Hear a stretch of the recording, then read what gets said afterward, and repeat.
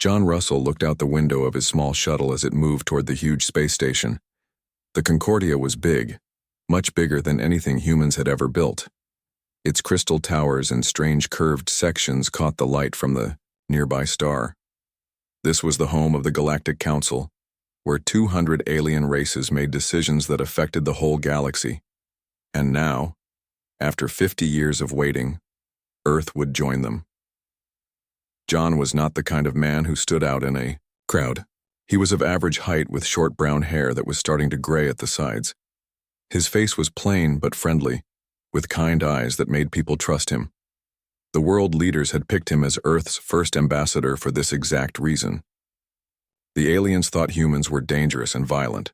John would show them that humans could be calm, thoughtful, and good at finding agreement. "Ambassador Russell, we will dock in 10 minutes, said the pilot from the front of the shuttle. "The council liaison will meet you at the arrival area." John nodded and checked his simple dark blue suit one more time. He carried no weapons. It was forbidden on the station. He only had a small bag with some clothes and personal items, plus a secure tablet with his instructions from Earth's government. The landing was smooth. When the door opened, John took a deep breath of the station air. It smelled clean but strange, with hints of unknown plants and materials. "Welcome, Representative Russell," said a tall, thin alien with pale blue skin and 4 long arms. "I am Zarleth, diplomatic liaison for new members. I hope your journey was comfortable." "Thank you, Liaison Zarleth. The trip was fine," John said with a small bow of his head. He had studied the proper greetings for weeks. "Your living space has been set up with the right air mix, temperature, and gravity for humans," Zarleth said, as they walked through wide hallways. "Tomorrow you will watch a council meeting before we introduce you formally. This is standard for all new representatives." John looked around as they walked. The station's halls were filled with aliens of all shapes and sizes. Some looked almost human, while others were completely different. Floating gas clouds, insect-like beings with many legs, or creatures that seemed made of light. They all moved with purpose, barely glancing at the human newcomer. "How many new members join the council each year?" John asked. "Very few," Zarleth replied. "Perhaps 1 or 2 every decade. Earth's invitation is unusual. Some council members opposed it strongly." "Because they think we're violent," John said. Zarleth's 4 hands made a gesture that might have been agreement. "Your species developed nuclear weapons before you achieved reliable space travel. This path is considered concerning." They reached John's new living quarters, a spacious room with simple furniture and a large window looking out at the stars. "Rest well, Representative Russell. I will return for you 6 hours after the station's main lighting cycle begins," Zarleth said before leaving. John unpacked his few belongings and tested the bed, which was surprisingly comfortable. He tried to sleep, but his mind was too active. Earth had spent 20 years proving they could be trusted. They had followed every rule and restriction the Council placed on them about where they could travel in space and what technology they could develop. This was their big chance to finally be accepted. After 3 hours of trying to sleep, John gave up. He put on his clothes and decided to explore the public areas of the station. Zarleth had given him a map on a small device that also worked as his ID. The station was quieter now, with fewer beings in the hallways. John found his way to an observation deck where he could see the stars and Earth's solar system in the distance. He felt both pride and worry about his job here. If he failed, Earth might wait another 50 years for another chance. As he was about to return to his room, he heard voices from a side corridor.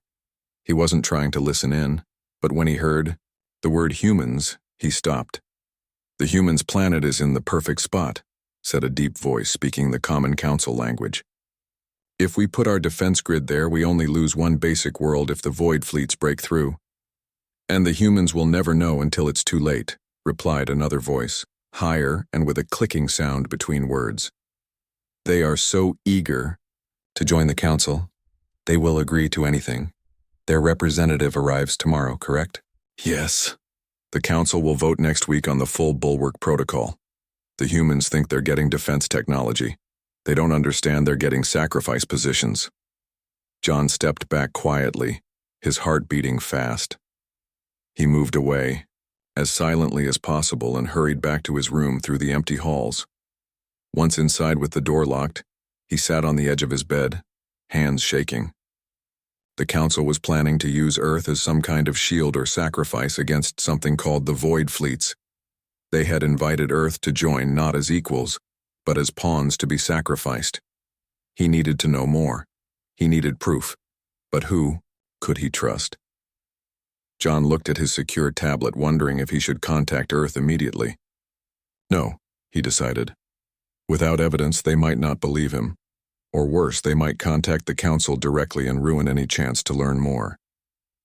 The small Earth team traveling with him included Lisa Grant, their tech specialist. She had worked in computer security before joining the diplomatic mission. If anyone could help him find information without getting caught, it would be Lisa. John sent her a message on his tablet. Need to meet privately before tomorrow's council session. Very urgent. Tell no one. While waiting for her reply, John looked out at the stars again. The station that had seemed so amazing just hours ago now felt threatening. He had come here to make history as the person who brought Earth into the galactic community. Now he might need to be the person who exposed the Council's dark secret. His tablet beeped with Lisa's response. My room, 0500 station time. Use service corridors on your map to avoid main halls. John lay back on his bed, knowing sleep would not come tonight. Tomorrow would change everything, but not in the way he had expected. The Galactic Council had betrayed its own principles, and now Earth would need to find a way to survive that betrayal. John reached Lisa's room using the service hallways as she had suggested. He checked twice to make sure no one was watching before he knocked softly on her door. Lisa Grant opened it immediately and pulled him inside. She was shorter than John, with short red hair and alert green eyes that missed nothing. Her room was smaller than his, but filled with small devices and screens. What's so urgent that we need to meet in secret? Lisa asked after locking the door. John told her what he had heard in the corridor. As he spoke, Lisa's face grew more serious. So they want to use Earth as some kind of shield, she said when he finished. And they call it the Bulwark Protocol. We need to find out what that is. Can you access the Council's computer systems? John asked. Lisa frowned. Maybe. Their security is very good, but every system has weak points. The bigger concern is getting caught. If they find out we're looking at secret files, they could kick Earth out of the Council forever.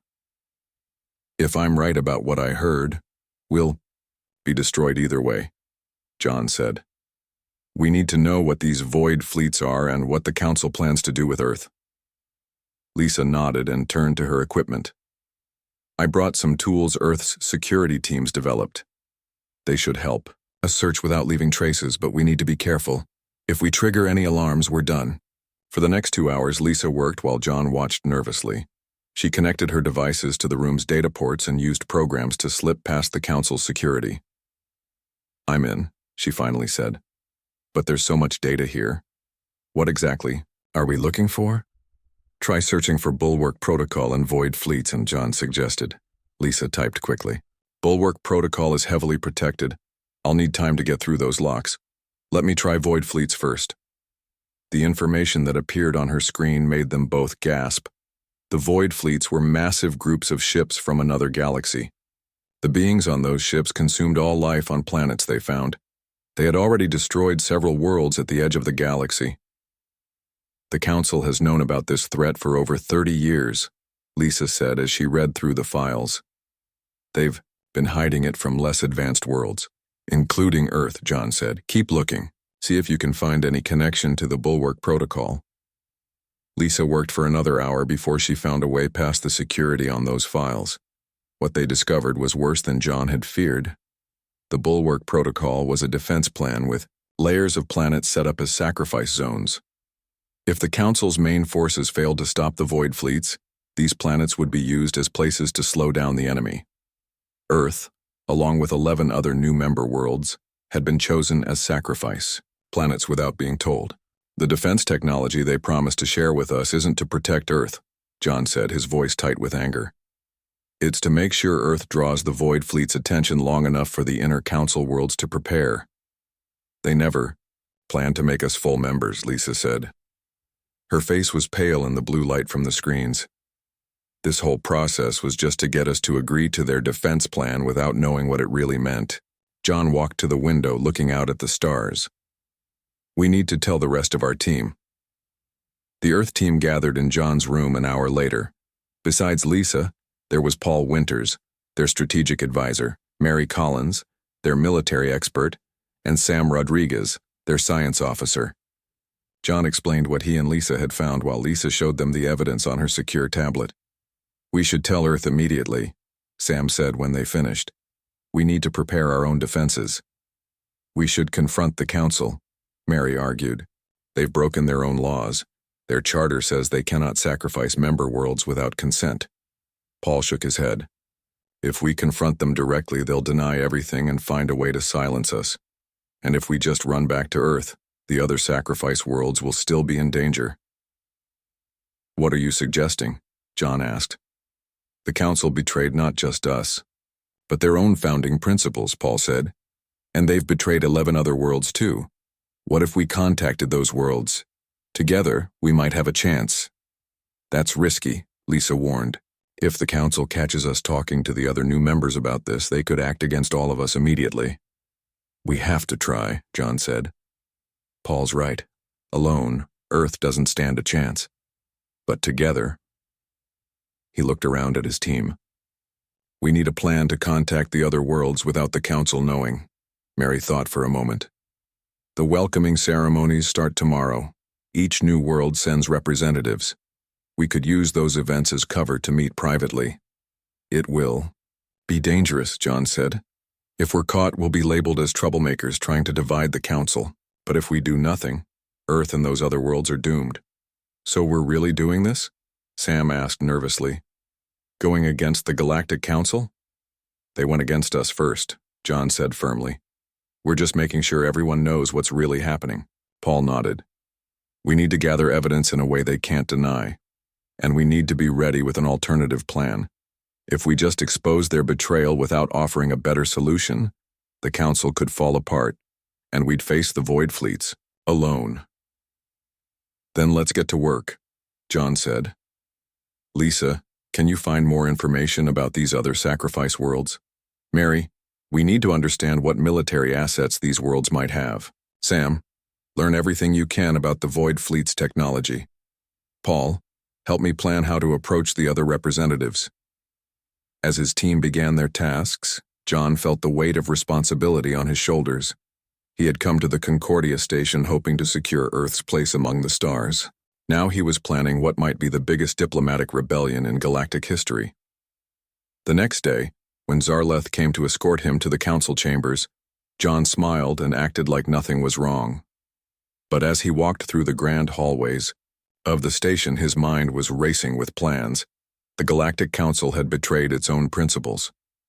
Now John and his team would have to create a new alliance, one built on honesty rather than sacrifice. Contacting representatives from the other worlds marked for sacrifice required great care. John used the official welcoming events as cover for his real purpose. The first day of ceremonies included a large gathering where all new member species could meet each other. John moved through the crowded room, smiling and making polite conversation while looking for his targets. The first was the Tellarian ambassador, a blue-skinned being who looked somewhat like a standing frog with large, thoughtful eyes. Ambassador Null, it's a pleasure to meet you, John said as he approached the Tellarian. I'm John Russell from Earth. The pleasure is mine, Ambassador Russell, Null replied in a deep, bubbling voice. Your world has an impressive history of philosophical thought. We have studied some of your thinkers with great interest. John looked around carefully before lowering his voice. I wonder if we might speak privately about matters of mutual concern. Perhaps in the garden section after this reception? Null's large eyes blinked slowly. A private conversation would be welcome. The garden section in 2 hours. John moved on, repeating similar conversations with representatives from the other, targeted worlds. Not all agreed to meet, but enough did to give John hope. Later, in the station's garden section filled with plants from 100 worlds, John met with Nal and 3 other representatives. Ziv, a glowing being from the Vox Collective who spoke, for a hive mind. Krell, a short furry creature from Brinax, and Daru, a crystalline being from Pethnar who moved on 6 spider-like legs. "Thank you all for coming," John said once they were seated in a private corner surrounded by tall blue plants from Teleria. "What I'm about to share with you may seem hard to believe, but I have evidence." Using the small device Lisa had prepared, John showed them what he had discovered about the Bulwark Protocol. At first there was disbelief, then anger. "Our world was told we would receive protection," Krell growled, fur standing on end. "Not become bait for these void fleets. My collective has analyzed your evidence," Ziv said, their body glowing brighter with emotion. "The chance that the Council has betrayed us is 97.3%. This cannot stand." "The question is what we do about it," Nal said calmly, though his blue skin had darkened with anger. "Alone, none of our worlds can stand against either the Council or these void fleets. That's why I wanted us to meet," John explained. "I believe we can work together. If we pool our knowledge and resources, we might find solutions the Council has missed." "An alliance?" Daru asked, crystal body reflecting the garden lights. "Against the oldest political body in the galaxy? This is dangerous thinking, Earth human." "More dangerous than being sacrificed without even knowing it?" John asked.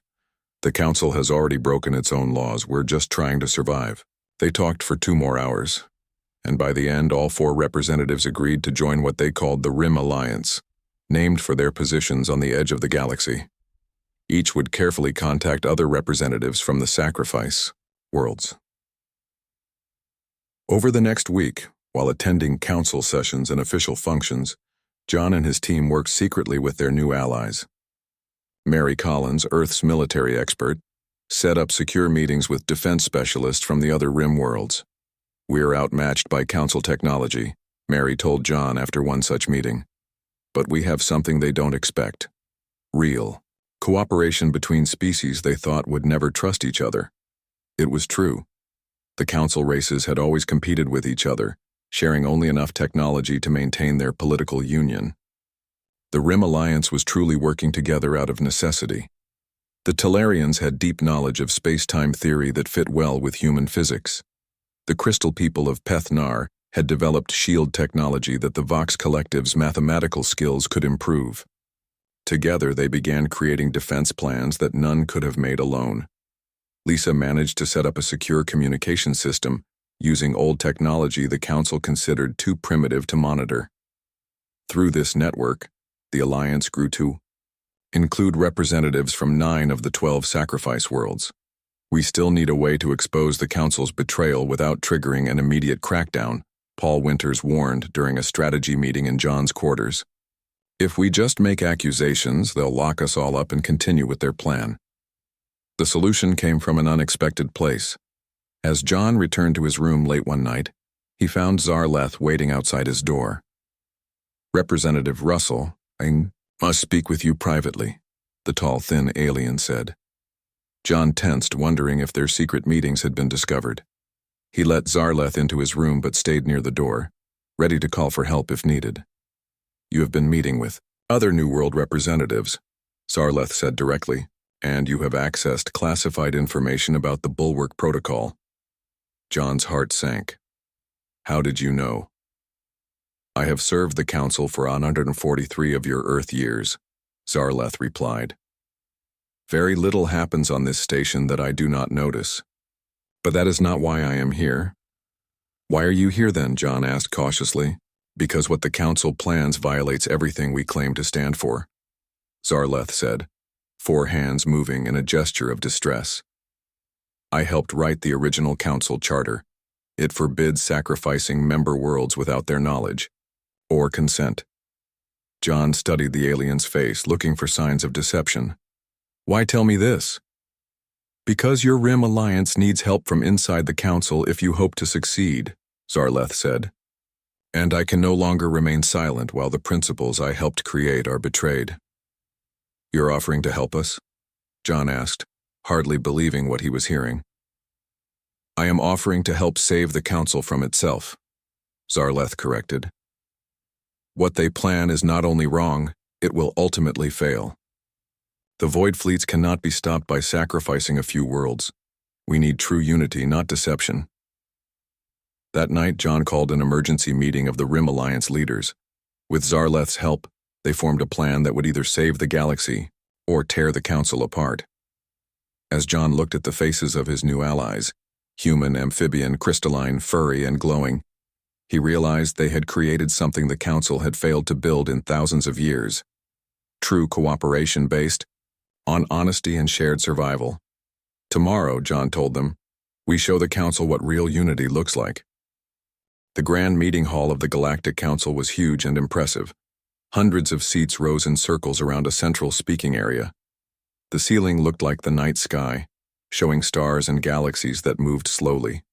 Today, this room would see something that had never happened before in Council history. John Russell straightened his dark blue suit as he waited for his turn to speak. This was supposed to be the day Earth would formally accept the Council's membership terms, including the defense installations that were really part of the Bulwark Protocol. Instead, it would be the day the Council faced its greatest challenge. We now welcome Representative John Russell of Earth, announced the Council speaker, a tall being with golden skin.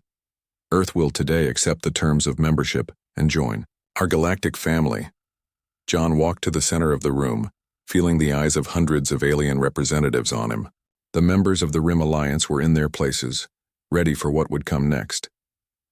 Zarleth stood near the main Council leaders, his 4 hands clasped together in what looked like nervousness. Honored representatives of the Galactic Council, John began, his voice steady despite his racing heart. Today marks a historic moment, but not the one you expected. He pressed a small button on the device Lisa had given him. Suddenly, every screen and communication device in the station began showing the same information. The classified files about the Bulwark Protocol, and the planned sacrifice of Earth, and the other new member worlds. For thousands of years, the Council has claimed to stand for unity and protection for all member worlds, John continued, as shocked voices filled the room. But in secret, the inner core worlds decided that some members are worth less than others. One by one, representatives from the Rim Alliance world stood up. As John explained the Bulwark Protocol and the planned sacrifices, the room erupted in noise. Many Council members looked genuinely shocked. Others, especially those from the inner core worlds, showed only anger at being exposed. "This is outrageous," shouted the High Counselor, a being named Zethnar who led the Council. "These accusations are false. Guards, remove these troublemakers." "The accusations are documented here," said Zarleth, stepping forward to stand beside John. The longtime diplomat projected more classified files for all to see. "I have served this council since before many of you were born. I cannot serve what it has become." What followed was chaos. Council members shouted at each other. Some demanded explanations, others called for immediate punishment of the Rim Alliance. The unity of the council was breaking apart, as those who knew about the betrayal faced those who did not. John raised his hands for attention. The Rim Alliance does not want to destroy the council. We want to fix it. We all face the same enemy in the Void Fleets, but we will not be sacrificed without our knowledge or agreement. He showed the defense plan that the Alliance had created, a system that would protect all worlds equally by sharing the burden of defense. The day the Galactic Council betrayed its own rules is also the day we offer it a chance to be better, John said. We can face this threat together, as equals, or we can watch the Council tear itself apart. The debate lasted for days. Some inner core worlds threatened to leave the Council rather than accept the new terms. Others, seeing the logic in the Alliance's plan, offered their support. In the end, a new council formed, smaller but more united than before. The Bulwark Protocol was officially ended, and preparations began for a true united defense against the coming threat. 3 months later, John stood on the observation deck of the Concordia station with Lisa, looking out at the stars. "The first Void Fleet scouts have been spotted at the edge of Council space," Lisa said, showing him the report on her tablet. "How are our defenses coming along?" John asked. "Better than expected," Lisa replied. The Talarians and the Vox Collective found a way to improve our early warning systems. The Pethnar crystal shields are now protecting 20 border worlds, including Earth. And the council races? John asked. Most are helping now that everything is in the open, Lisa said. Some of their scientists had ideas they were never allowed to share before. Working together has led to breakthroughs no one expected. John nodded, feeling both worry and hope. Do you think we'll actually beat the Void fleets? I don't know, Lisa admitted. But whatever happens, we're facing it on our terms, not as sacrificial pawns. A soft sound announced someone approaching. They turned to see Zarleth walking towards them. Representative Russell, Specialist Grant. Zarleth greeted them. The new Defense Council is meeting in 1 hour. As key members of the Rim Alliance, your presence is requested. We'll be there, John said. How do the other council members feel now? There is still anger from some, Zarleth said. But most have accepted the new reality. Your exposure of the betrayal forced many to face truths they had ignored. The council is stronger for it, even if it is different. As they walked to the meeting, they passed representatives from worlds that had once been enemies. Now they work together, sharing knowledge and resources against a common threat. 1 week later, when the first Void Fleet ships attacked a border world, they found not an easy target but a strong defense system backed by the combined power of the entire council. The battle was hard, but the defenders won. The war would be long and difficult, but it would be fought with honor and shared sacrifice, the true values the council should have followed all along. Throughout the galaxy, the day the Galactic Council betrayed itself became known as the day humanity taught the stars what real unity meant. Not unity built on lies and sacrifice of the weak, but unity based on honesty, fairness, and working together as equals. As John looked at the battle reports coming in from across the galaxy, he felt proud. Earth had joined the galactic community, not as a sacrifice but as a teacher and leader. Whatever came next, they would face it together. 1 year had passed since the day John Russell exposed the Galactic Council's betrayal. The war against the Void fleets continued, with battles fought across the edge of the galaxy. But Earth was no longer just a planet to be sacrificed. It had become an important voice in the new council. John stood at the window of his office on the Concordia station. The view had changed since his first day here. New defense platforms floated in space nearby. Ships from dozens of worlds moved between them, carrying supplies and troops to the front lines. Ambassador Russell, the War Council meeting begins in 10 minutes, said his new assistant, a young woman named Karen Lee. Thank you, Karen, John replied. Are the reports from the border worlds ready? Yes, sir. They're on your tablet. The news is mostly good. The Void fleets have been pushed back in 3 sectors. John nodded as he picked up his tablet. The past year had been hard, but the galaxy was fighting back better than anyone had expected. The combined knowledge of all council worlds, now working together honestly, had created weapons and shields that were stopping the invaders. As John walked to the meeting room, he passed Null, the Talarian ambassador, who had been one of the first to join the Rim Alliance. Good day, friend John, Null said, his blue skin now showing honor marks for his role in recent battles. Today we decide on the Earth proposal, yes? If all goes well, John said. How do your people feel about it? Talaria supports it fully, Null replied. It is bold, but that is what we need now. The meeting room was large with a round table in the center. Around it sat representatives from 20 worlds, including those from both the old Inner Core and the former Rim Alliance. The division between them had faded as they fought together against the common enemy. Zarleth, now the elected leader of the council, called the meeting to order. We face a critical time in our war against the Void fleets. They have been stopped at our borders, but our defense cannot hold forever without new approaches. Today we consider Earth's proposal for Operation Forward Light. John stood and touched his tablet, bringing up a map of the galaxy on the large screen. For the past year we've been playing defense. We build shields.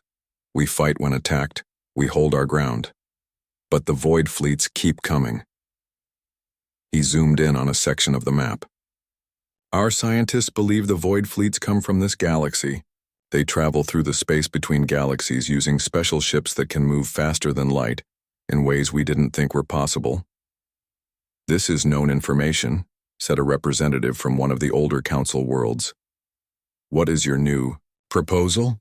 Instead of just defending, we go to them, John said simply.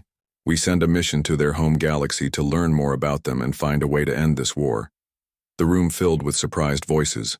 No council ship had ever traveled to another galaxy. The distance was too vast, the dangers unknown. Impossible, said one representative. The journey would take hundreds of years. Not anymore, said Lisa Grant, who now led Earth's science team. She stood and joined John at the screen. By combining Tellurian spacetime theories with Vox collective mathematics and technology from 6 other worlds, we've created a new drive system. We can make the journey in less than 2 years. She showed them the plans for a special ship that could travel between galaxies.